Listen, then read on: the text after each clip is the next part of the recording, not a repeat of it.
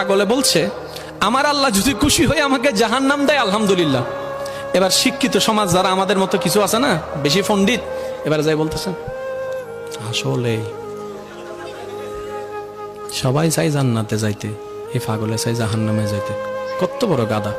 পাগলে মুস্কি হেসে বলে যায়, হ্যাঁ ঠিকই বলছেন, আপনাদের মতো সুস্থ আমি হতে চাই না, এই পাগলেই থাকতে চাই। এবার তাদের একটু টনক লটলো, কই কেন? সবাই চাই জান্নাত, তুমি চাচ্ছ জাহান্নাম।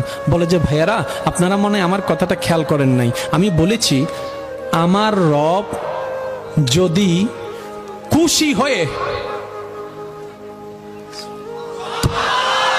আমার রব যদি খুশি হয়ে আমাকে জাহান্নাম দেয়, আমি সেটাও নিতে রাজি। বলে যে এখনো বুঝলাম না।